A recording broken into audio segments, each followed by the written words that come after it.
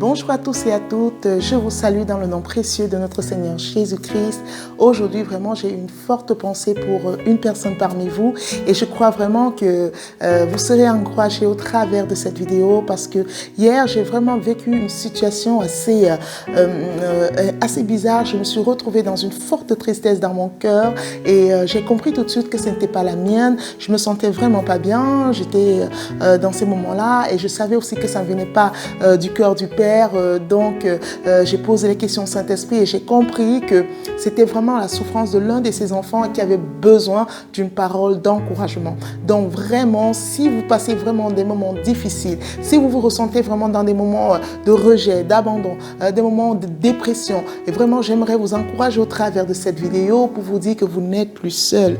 Oui, vous n'êtes plus seul. Parfois, on est tellement isolé et dans nos larmes, on a l'impression d'être très mal compris, qu'on se dit que est-ce que vraiment le Seigneur il est là? J'aimerais vous dire que oui, le Seigneur est là. Oui, le Saint-Esprit est là. Même si vous n'avez pas la présence d'un homme, le Saint-Esprit est là. Et bien plus que ça, il est là et il pleure avec vous. Et là, comme vous l'avez vu vraiment sur le titre, j'ai dit le Seigneur est là et il pleure. Le Saint-Esprit est là et il pleure avec vous. Vraiment, c'est parce que oui, le Seigneur pleure. Et lorsqu'on voit vraiment, j'ai été conduite vraiment dans le livre de Jean 11, verset 35, où il est écrit « Jésus pleura ». Le Seigneur pleure. Pourquoi? Parce qu'il a un cœur tellement rempli d'amour pour nous, tellement rempli d'amour pour vous. Il vous aime tellement qu'il ne peut pas être indifférent à votre souffrance. Imaginez une mère lorsqu'elle voit son enfant dans une tristesse en train de pleurer. Imaginez le cœur d'une mère. Si vous êtes vraiment une mère, qu'est-ce que vous allez faire? Votre cœur sera tellement déchiré que vous allez pleurer avec votre enfant. Pourquoi? Parce que vous aimez votre enfant. Un père, c'est pareil. S'il voit vraiment que son fils a du mal à s'en sortir, qu'il fait absolument tout pour s'en sortir, que c'est si difficile, il va tellement avoir de la peine pour son enfant et voir son fils vraiment en train de pleurer, il va pleurer avec son fils parce que l'amour qu'il éprouve pour cet enfant, pour son enfant est tellement grand qu'il porte avec lui sa douleur. Et c'est la même chose pour Dieu. Dieu pleure avec nous. Parfois nous sommes là, nous sommes dans des moments de tristesse. On peut se dire, mais Dieu c'est un grand Dieu, il est si souverain.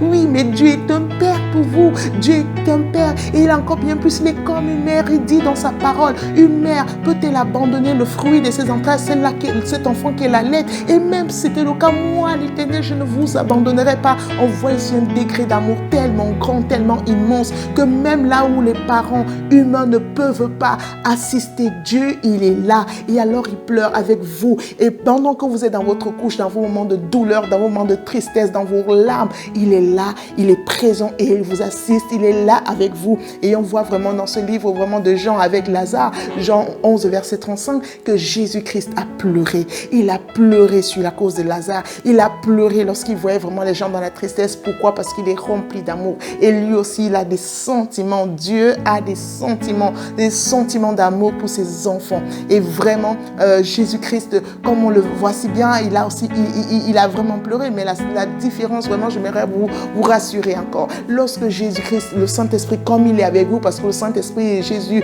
et Dieu, c'est une même personne vraiment, dont le Saint-Esprit étant avec vous, il pleure avec vous. Mais la différence avec lui, c'est qu'il ne va pas rester sans rien faire. Il ne va pas juste se limiter à pleurer. Ces pleurs, ce n'est pas ce moment de partage de pleurs, d'amour, d'affection, tel que la Bible dit, pleurez avec ceux qui pleurent et soyez dans la joie avec ceux qui sont dans la joie. Et rire avec ceux qui rient. Donc vraiment, pendant ces moments, ce sera pour un temps. Ces pleurs, ce seront pour eux, ce sera vraiment pour un temps. Et après, il va faire comme Lazare, il va poser cette question ultime. Où l'avez-vous enterré? Où est-ce que vous l'avez mis? Et là, on va montrer la tombe. Donc, quelle que soit la difficulté dans laquelle vous êtes, peut-être vous avez perdu la joie, peut-être vous avez perdu l'assurance en vous, peut-être vous êtes vraiment complexé, peut-être vous êtes dans la dépression, peut-être vous êtes dans les addictions, peut-être vous êtes vraiment dans le manque, vous avez déjà tout fait, vous avez tout recherché et ainsi de suite. C'est si difficile. Vous recherchez quelque chose, vous recherchez peut-être des finances, vous recherchez peut-être de l'amour, vous recherchez peut-être de la joie tout simplement, vous recherchez tellement de choses qui est enfoui quelque part. Le Seigneur pose une question ultime aujourd'hui.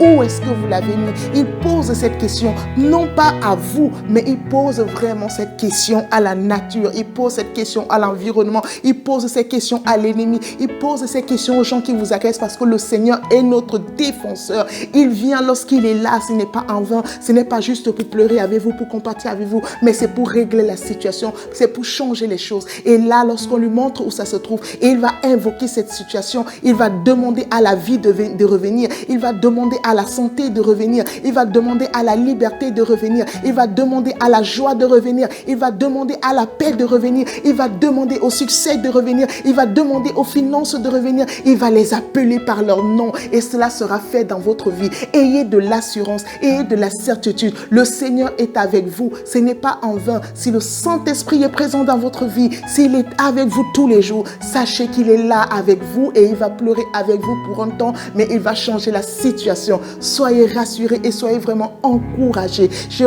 vraiment été conduite par le Saint-Esprit pour encourager une personne vraiment qui traverse des moments difficiles. Sois encouragé. Le Seigneur a quelque chose de merveilleux pour toi et sache qu'il pleure avec toi, mais les pleurs s'arrêtent maintenant pour passer à une chose différente.